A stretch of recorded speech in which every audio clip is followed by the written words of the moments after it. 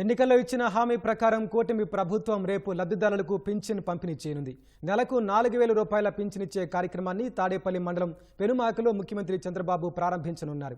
పెనుమాకలో 2 లబ్ధిదారులకు ఏప్రిల్, మే, జూన్ నెలలది కలిపి ఒక్కొక్కరికి 7,000 రూపాయల పింఛన్ను చంద్రబాబు సోమవారం ఉదయం స్వయంగా అందజేయనున్నారు.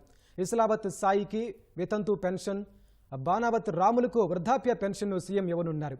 సీఎం చంద్రబాబు చేతుల మీదుగా పెన్షన్ తీసుకుంటున్నందుకు లబ్ధిదారులు సంతోషం వ్యక్తం చేశారు. పెన్షన్ పంపిణీ చేసిన అనంతరం చంద్రబాబు పెనుమాకలోని అంగన్వాడీ కేంద్రం వద్ద ప్రజలతో ముచ్చటించనున్నారు. వారి నుంచి సీఎం వినతులు స్వీకరించేందుకు అధికారులు ప్రత్యేక ఏర్పాట్లు చేస్తున్నారు. బాబు గారు ఇప్పుడు మాకు సార్ గారు 4 ఏళ్ళు పింఛన్ ఇస్తున్నారు. ఇంకా మా పిల్లలకు కూడా భవిష్యత్తు బాగుందని ఆయన వస్తే బాగా ఉంది. మేము అసలు అదే పార్టీ మాది. అయితే మాకు దేనికి పిలిచినా మాకు ఈ జగన్ పార్టీ వాళ్ళు ఏం చేయలేదు. మాకు సారు మా ఇంటికాడ చేయాలని మేము అనుకోలేదు. సార్ వాళ్ళు పెట్టించారు ఆయన చేతితో తీసుకోవాలని. 2 పిల్లలు నా పిల్లలు చదువుకుంటున్నారు. వాళ్ళు కాలేజీలకని దానికని బట్టలకని అయిపోయింది. నేను ఈ సంవత్సరం చంద్రబాబు నాయుడు గారితో పింఛన్ అందుకుంటున్నానండి. నాకు నడుము నొప్పులని అయ్యని ఇవన్నీ బాగా నొప్పులుగా ఉండే స్వామి.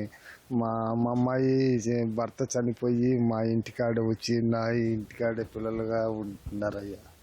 పిల్లలకి మందులు, పిల్లలకి మిషనాలకి ఇక నాకు అది సాలినట్టు ఉంటున్నాయి సార్.